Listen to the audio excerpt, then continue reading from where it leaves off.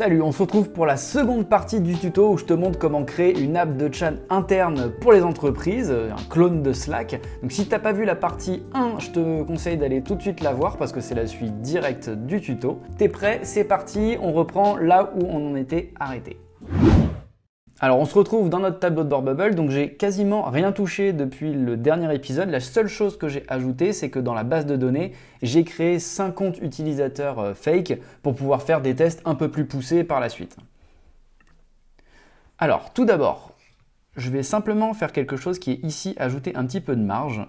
C'est du design, mais en fait je me suis rendu compte en faisant le test dans le précédent épisode que c'était pas très beau, la photo était complètement collée. Donc on va ajouter une petite marge de 30 pixels à gauche, comme ceci.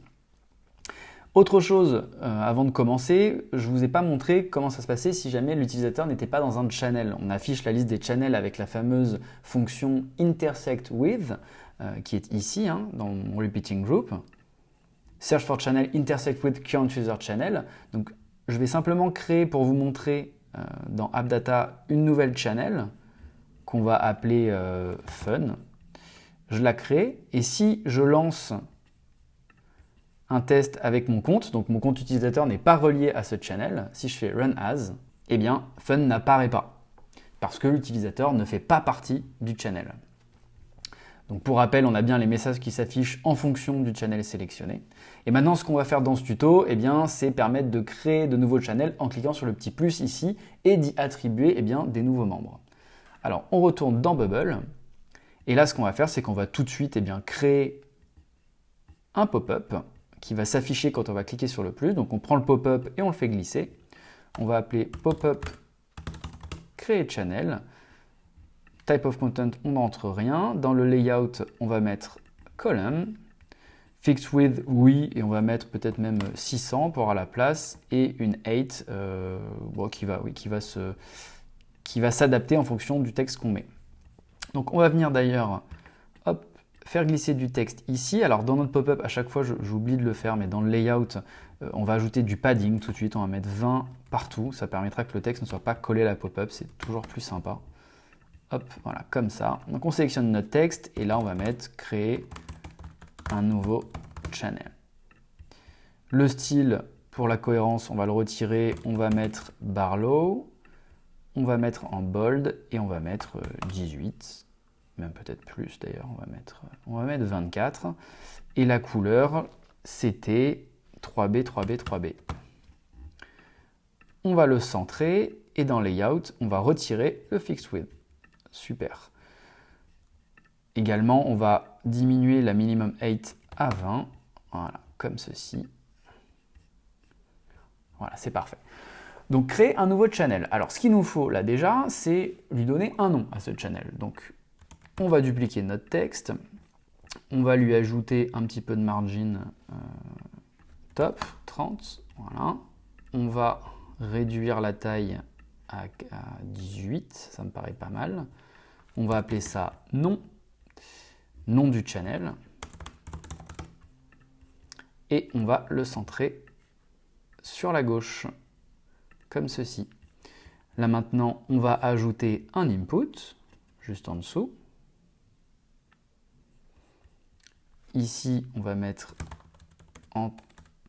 entrer le nom du channel, comme ceci. On va venir copier-coller ça dans Layout, on va venir faire Next pour le passer en dessous. Et là, on va mettre ajouter des collaborateurs. Et c'est là que ça va être intéressant. Alors, comment on va ajouter des collaborateurs à ce channel? En fait, c'est très simple. On va utiliser un custom state qui va contenir une liste d'utilisateurs temporaires. Et quand on va cliquer sur le bouton créer qu'on va ajouter ensuite, eh bien, on va aller prendre cette liste qui est contenue dans le custom state et l'ajouter au nouveau channel qui vient d'être créé, tout simplement. Donc, la première chose qu'on a à faire déjà, c'est d'ajouter un repeating group ici, qui va contenir l'ensemble des collaborateurs de l'application. Donc repeating group, on va l'appeler repeating group collabs. Type of content, ça va être des users. Set fixed number of rows, on va l'enlever. On va mettre une minimum height de 50 pixels, ça me paraît très bien. ce qu'on va faire, non, on va le laisser comme ça sera très bien. Le Sales Container Layout, on va le mettre en row. Et en data source, eh bien, on va faire do a search for type user, tout simplement. Colonne 1, on va laisser ça comme ça. En layout, on va peut-être juste diminuer un peu, parce que là, minimum 350, c'est un peu beaucoup. On va mettre 150. Ça me paraît pas mal, 150. Et là, ce qu'on va faire, c'est que pour chaque collaborateur, eh bien, on va ajouter la photo. Alors, on va même venir la copier-coller d'ici. Hop. On va venir la coller ici. On va la diminuer un petit peu. Current Sales User photo. Voilà, comme ceci. Alors pareil, on va faire Process with MGX, Crop Around the Face 3, ça sera très bien. Dans Layout, on va venir la diminuer un petit peu en taille, on va mettre 30. Ouh là non, c'est bon, non, on va laisser en 40, très bien. On va enlever, on va mettre simplement 10 de marge, comme ceci. Et là, on va venir ajouter du texte, hop, ici. Alors là, je vais enlever, là j'ai copié-collé, donc je vais enlever la marge, hop, comme ça. Je vais simplement vertical alignment, le centrer, je l'avais fait pareil pour lui, voilà, très bien. Je vais ajouter une petite marge left de 10 pour laisser un peu d'espace. Et ici, je supprime le texte, je vais faire insert dynamic data, current sales user, non, bien évidemment. Je vais réduire la taille du texte parce que là c'est beaucoup trop gros. Je vais les mettre en semi-bold, ce sera très bien.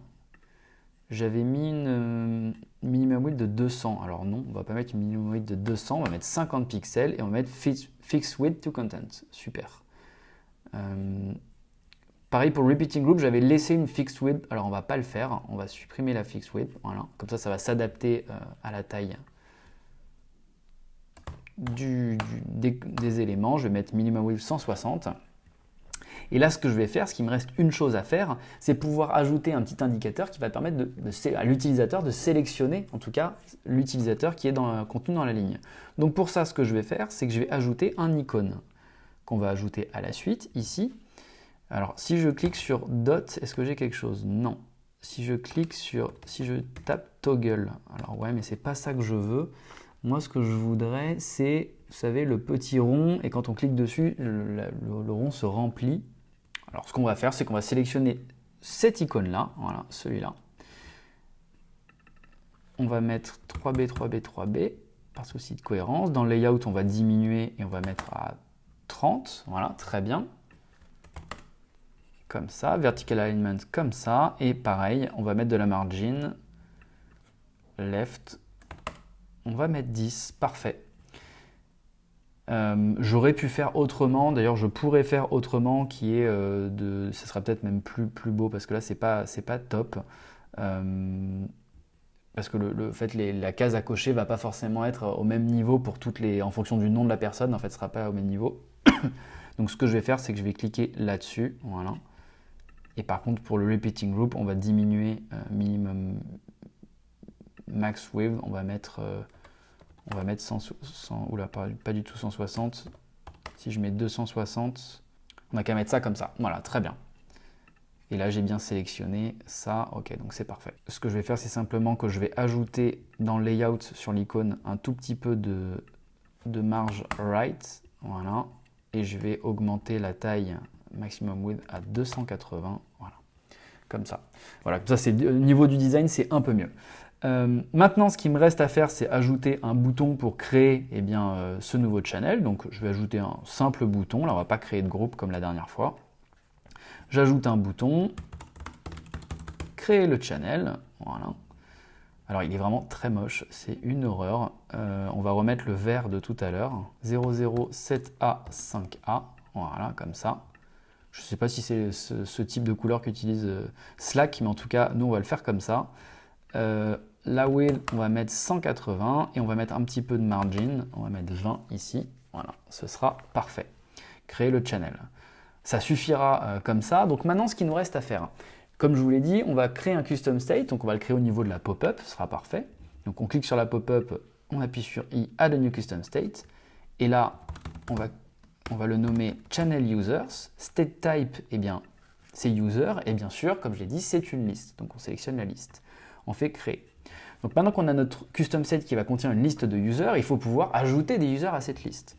Donc ce qu'on va faire, c'est qu'on va double-cliquer sur cette icône et on va ajouter un workflow qui va être, si je clique sur l'icône et que le user de la ligne correspondante n'est pas dans la liste du custom state, alors on l'ajoute. En revanche, si cet utilisateur est déjà présent dans la liste du custom state, alors on le retire.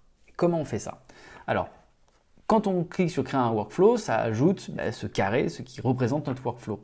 Et vous voyez qu'il y a only when ici. Only when,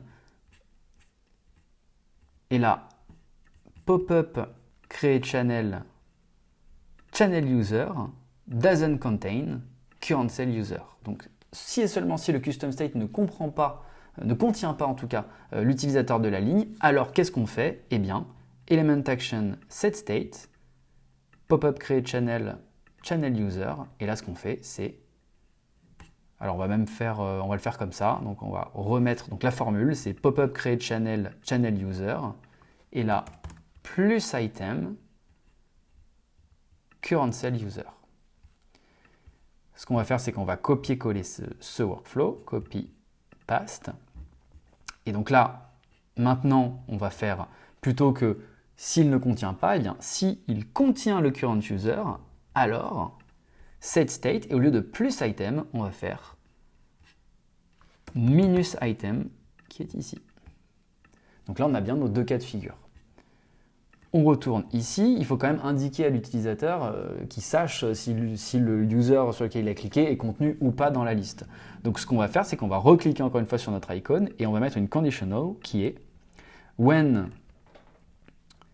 pop-up create channel user contain, donc quand le custom set contient current cell user, alors on va changer l'icône, et là on va sélectionner celui-ci, l'icône change et devient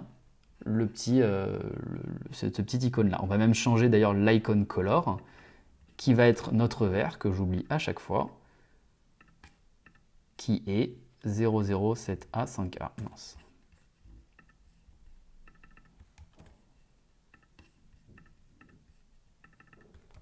007A5A. Parfait. Et maintenant, il ne nous reste plus qu'à créer le workflow pour pouvoir créer de nouveaux channels et y inclure les users. Créer le channel, Start Edit Workflow. Donc quand je fais ça, qu'est-ce que je fais? Eh bien, je vais Create a new thing. Qu'est-ce que je vais créer? Un channel. Dans ce channel, le nom, eh bien, il va être égal à l'input, entrer le nom du channel value, d'accord? Et ensuite, ce que je vais faire, make change to a list of things. Et donc là, type of things user, list to change, pop-up create channel users. Et donc là, qu'est-ce que je vais changer? Eh bien, le channel de chaque user qui est contenu dans la liste. Donc channels, add. Et là, résulte of step 1, c'est-à-dire que chaque field de channels de chaque user qui est contenu dans la liste, on va lui ajouter la channel qui vient d'être créée en step 1. Ensuite, ce qu'on va faire, eh bien, c'est qu'on va element action reset input et on va element action, bien évidemment, masquer la pop-up. Alors, il nous reste une dernière petite step à mettre dans ce workflow puisque là, on a ajouté le channel pour tous les users qui sont présents dans l'application. Mais nous, ce qu'on veut, c'est par définition, quand quelqu'un crée un channel, il est par défaut inclus dedans. Donc, ce qu'on va faire, c'est qu'on va faire click here to add an action, data, make change to thing to change current user, channels, add, et bien sûr, résultat step 1. Alors, attention, il ne faut pas la mettre en dernier, on va la mettre en deuxième, on va la faire glisser comme ceci. Et maintenant, on a notre workflow pour créer un nouveau channel et inclure des users. Il nous reste une toute dernière chose à faire maintenant, qui est que quand je clique sur l'icône plus, eh bien ça affiche la pop-up de création d'un channel. Donc je clique sur mon icône, Start Edit Workflow, Element Action Show, et qu'est-ce que je veux montrer? Eh bien je veux montrer la pop-up Create Channel. Maintenant, on fait un petit test en tant que Maxime, donc mon compte que j'ai créé dans le premier épisode. On arrive sur notre application, je peux bien sélectionner mes channels. Si je clique sur plus, ça affiche créer mon nouveau channel. Et alors là, attention, puisque dans Data Type, User, il y a une privacy rules. Donc là, ce que je vais faire, c'est que je vais aller dans privacy et je vais supprimer mes règles de privacy. C'est quelque chose sur lequel on reviendra dans un futur épisode. Mais en attendant, on supprime nos règles de privacy pour que chaque utilisateur puisse voir l'ensemble des utilisateurs de l'application. Et si je lance une preview en tant que Maxime, cette fois-ci, si je clique sur plus, j'ai bien l'ensemble de mes collaborateurs qui s'affichent. Je crée un channel test. Je peux y inclure du coup mes collaborateurs. Si je clique, ça fonctionne bien. Si je clique sur créer le channel, j'ai bien mon channel qui s'est affiché ici et qui va s'afficher pour l'ensemble des collaborateurs. Voilà, c'est tout pour ce deuxième tuto. Vous avez maintenant les bases pour créer une app de chat interne pour vos employés, vos collaborateurs ou même vos amis. Il y a beaucoup d'autres choses encore à voir pour améliorer cette application, mais c'était vraiment pour vous montrer les grandes lignes pour comment réaliser ce type d'app de chat. Donc j'espère vraiment que ça vous a plu. Si c'est le cas, abonnez-vous. N'oubliez pas qu'il y a la formation gratuite de 3 heures sur Bubble dispo sur le site. Je vous mets le lien en description. Donc n'oubliez pas de vous abonner, allez voir la formation et moi je vous dis à très bientôt pour de nouveaux tutos. Allez, salut!